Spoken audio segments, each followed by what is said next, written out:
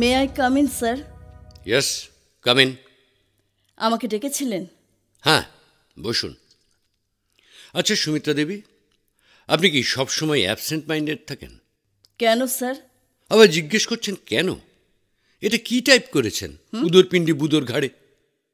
ভুল না হয় একবার হয়েছে, তা বলে এভাবে কথা বলছেন কেন? কি বললেন? একবার ভুল করলে আমি আপনাকে কিচ্ছু বলতাম না, কিন্তু ক্রমাগত আপনি যেভাবে ভুল করে চলেছেন তাতে না না মিস রায়, আপনি এখনো অ্যালার্ট হন।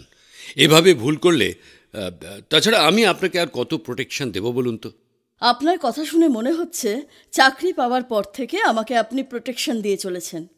মনে হচ্ছে আপনি না থাকলে এতদিন আমার চাকরিটা চলে যেত। সার্টেনলি যেত। মিস্টার গুপ্ত আপনার কাজের ভুলের কথা দুবার পয়েন্ট আউট করেছেন। একদিন তো বললেনই আপনারা কলকাতা শহরে আর কোনো স্টেনোগ্রাফার পেলেন না। আপনি যা স্যালারি দেন তাতে আপনি তো ভালো বলতে পারেন। আপনি বলুন তো আমাকে এখানে কতটা পরিশ্রম করতে হয়? তার জন্য আপনি ওভারটাইম পান। নামেই ওভারটাইম, তাতে পেট ভরে না। আপনার না পোষালে ছেড়ে দিতে পারেন। আপনি ভালো করেই জানেন এ বাজারে চাকরি ছাড়লে আর একটা চাকরি জোটানো কত শক্ত। তবে সুযোগ পেলেই ছাড়বো, কারণ আপনার মতো বসের আন্ডারে থাকার চেয়ে মিস রায়, সাবঅর্ডিনেট দেখলেই আপনার বসিং মাথা চাড়া দিয়ে ওঠে। অনিমেষ বাবু, আপনার চেহারার সঙ্গে চরিত্রের কোনো মিল নেই। আর শুনুন, আমাকে আপনার প্রোটেকশন দেবার দরকার নেই। আমাকে অযোগ্য মনে হলে আপনি ডিরেক্টরকে জানাতে পারেন। আপনার উত্তেজনাটা বড্ড বেশি দেখছি। ভদ্রভাবে কথাবার্তা বললে হয়তো। আমি স্বীকার করছি যে সেদিন ডিকটেশন নিতে সত্যিই আমার ভুল হয়েছিল, কারণ মনটা আমার সেদিন আসলে মাকে সেদিন খুব অসুস্থ অবস্থায় রেখে এসেছিলাম, তাই। ঠিক আছে, তবে ভবিষ্যতে একটু সতর্ক থাকবে। হ্যালো, কে? অশোক? হ্যাঁ, আমি অনিমেষ বলছি। কি বলছিস? একটু জোরে বল, কিছু শুনতে পাচ্ছি না। হ্যালো, এই লাইনটা ক্রস হয়ে গেছে নাকি? হ্যালো অশোক? হ্যালো হ্যালো, এই লাইনটা ছাড়ুন। হ্যালো, কাকে চান? শুনুন, দয়া করে লাইনটা ছাড়ুন। আমি আপনাকে চাই না। আমিও আপনাকে চাই না। আপনি রং লাইনে ঢুকে পড়েছেন। অশোক, অশোক শুনতে পাচ্ছিস? হ্যালো।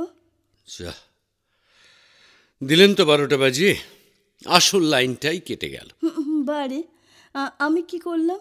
আপনি কি করলেন? লাইনে আপনি না ঢুকলে তো জানেন কত কষ্ট করে লাইনটা পেয়েছিলাম। এ আর বেশি কি, আজকাল টেলিফোন লাইন পেতে একটু কষ্ট করতেই হয়। আপনি আনন্দবাজারে কার্টুন দেখেননি? কোনটা? ওই যে এক ভদ্রলোক কলকাতার কোনো একটা টেলিফোন লাইন ট্রাই করতে করতে পাগল হয়ে গেছে। আপনি বেশ মজা করে কথা বলতে পারেন তো। মজা নয়, এটা ঘটনা। আপনাকে একটা কথা বলবো? বলুন। আপনার কণ্ঠস্বরটা কিন্তু খুব মিষ্টি। ধন্যবাদ। মিথ্যে হলেও কথাটা শুনতে ভালো লাগছে। আরে না না, তা এটা কি এতক্ষণ বাদে আপনার মনে হলো? সত্যি কথা বলবো, অকপটে। আসলে আপনার কণ্ঠস্বরটা শুনতে আমার বেশ ভালো লাগছিল, তাই একটু বিরক্ত হইনি, আর সেই জন্যই লাইনটা ছাড়িনি, হোল্ড করেছিলাম। আপনার কণ্ঠস্বরটাও কিন্তু বেশ ভালো। আমার কথাটা আমাকে আবার ফিরিয়ে দিলেন, ভদ্রতা?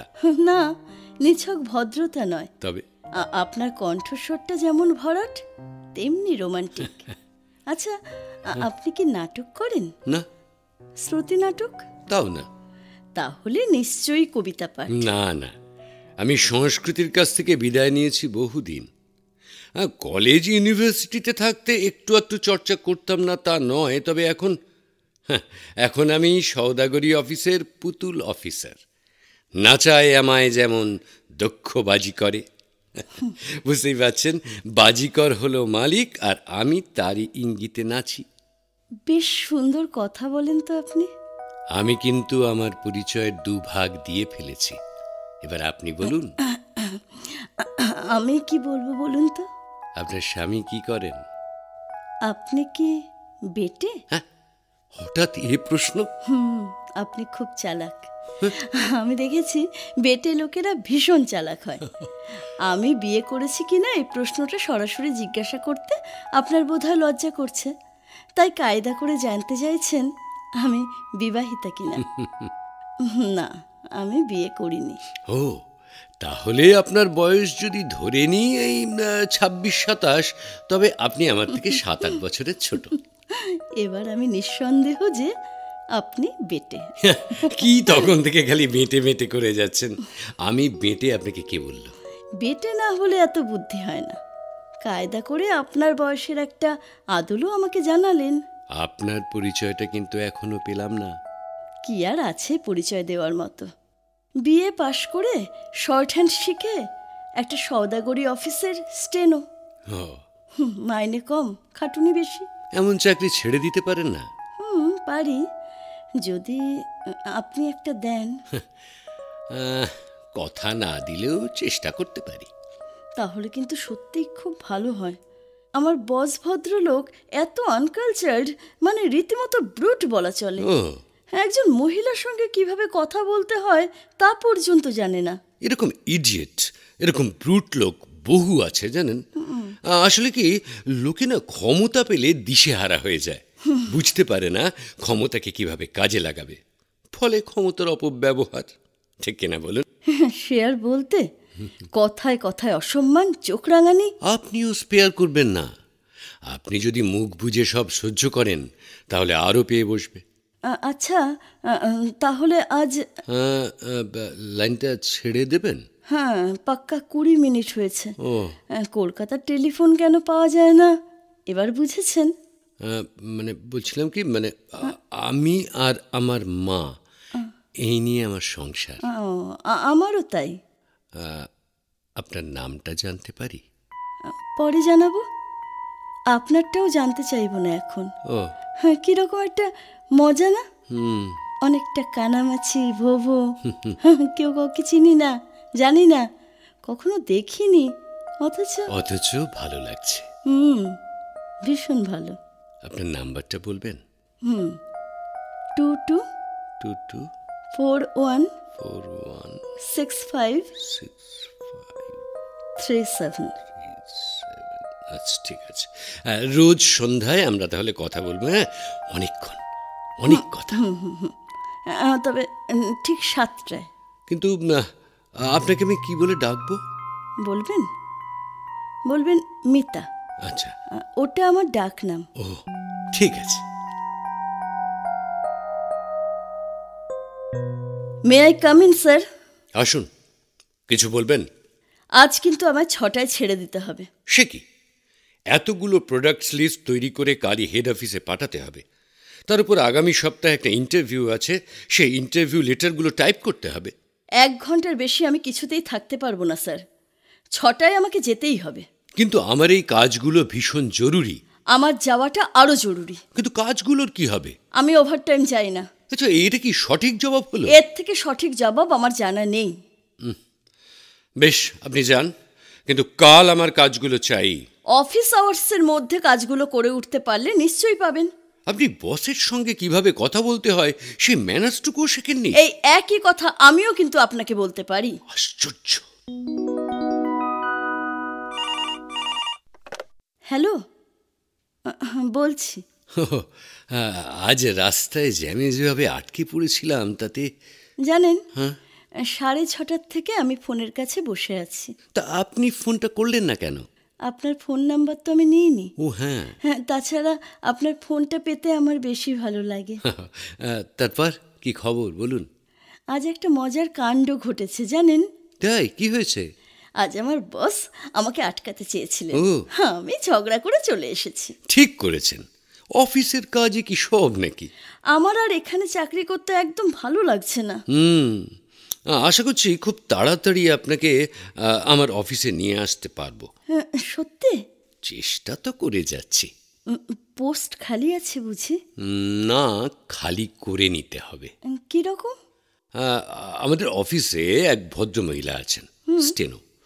Two much disturbing, too much obnoxious. বসের সঙ্গে কথা বলার ম্যানারটুকু পর্যন্ত জানে না। আপনার মতো এরকম মানুষের সঙ্গে যে অভদ্র আচরণ করতে পারে, তাকে আপনি কি করে ভদ্রমহিলা বলছেন জানি না। আমি যদি হতাম তাহলে। শুনুন না, অফিসের কথা থাক। শুনুন, হ্যাঁ, বলুন। একটা কথা বলবো? এখনো এত দ্বিধা? না, তা নয়। আসলে কি জানেন, আপনাকে খুব দেখতে ইচ্ছে করছে। এখনো তার সময় হয়নি।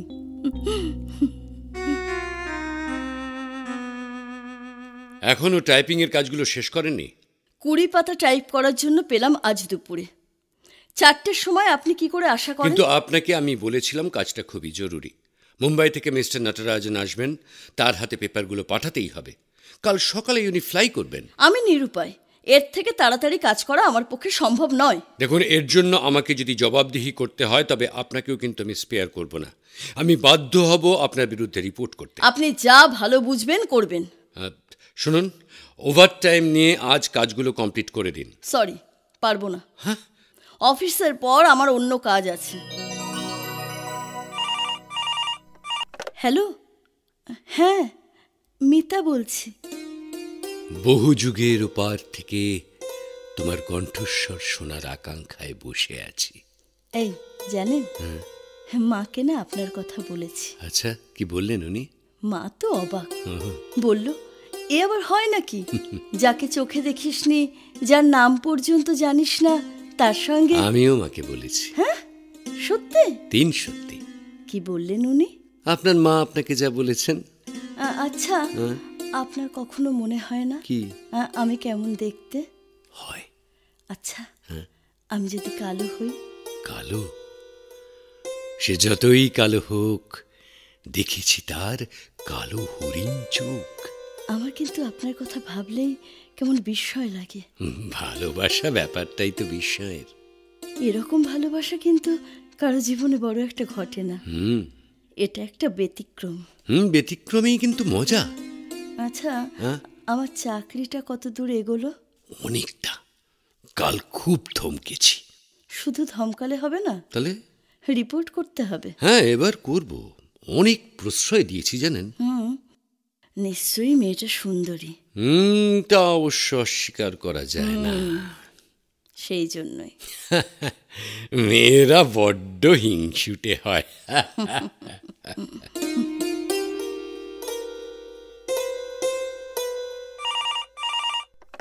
হ্যালো, কি ব্যাপার আজ অসময়ে? পরশু আসবেন? আসবো মানে? অনেক সংযম দেখিয়েছি, আর পারছি না। ভীষণ দেখতে ইচ্ছে করছে। আপনার যদি আপত্তি না থাকে তবে। আপত্তি? না, নেই। আমার যে কি ভালো লাগছে। কিন্তু আপনাকে চিনব কি করে? আমি মিউজিয়ামের গেটের কাছে দাঁড়িয়ে থাকব। আচ্ছা, আমার হাতে থাকবে একটা লাল ব্যাগ। ঠিক আছে। সকাল 10টায়। বেশ, আমি একটা নীল স্যুট পরে আসব। ও হ্যাঁ, আর একটা কথা, আমি বেটে নই, রীতিমতো লম্বা।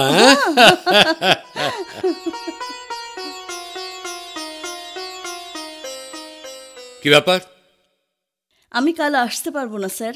কিন্তু ছুটি তো আপনাকে আমি দিতে পারবো না, কাজের যা চাপ তাতে। ছুটি আপনি না দিলে হয়তো আমাকে রিজাইন করতে হবে। রিজাইন? কি বলছেন আপনি? ঠিকই বলছি। কিন্তু কেন? কাল আমার প্রয়োজনটা এতই জরুরি যে জীবনের সব কিছু আমি। যাক, আমি চললাম। মানে?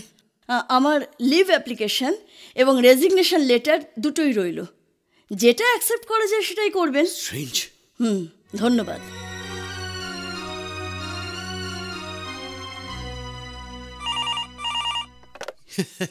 ইডিয়েট! আপনি ঠিকই করেছেন।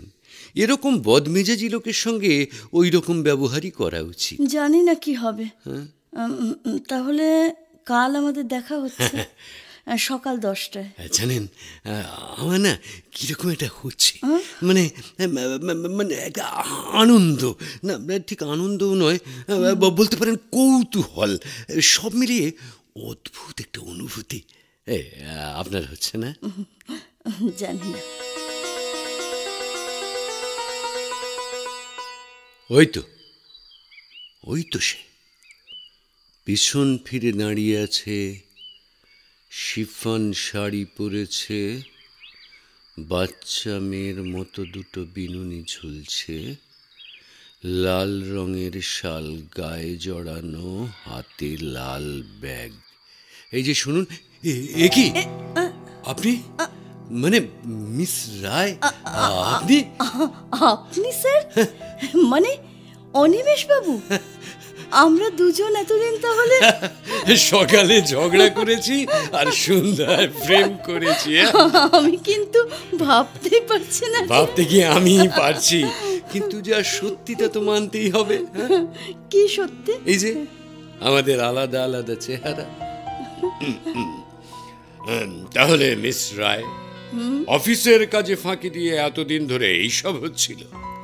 সেটা স্যার আমার ব্যক্তিগত ব্যাপার। ও, আপনি আমার বস হয়েছেন বলে তো আর ব্যক্তি স্বাধীনতায় হস্তক্ষেপ করতে পারেন না। আমি আপনাকে স্যাক করব? আমি তাই চাই স্যার, কারণ বিয়ের পর আমি হয়তো আর চাকরি করব না। হয়তো? হয়তো আবার কি?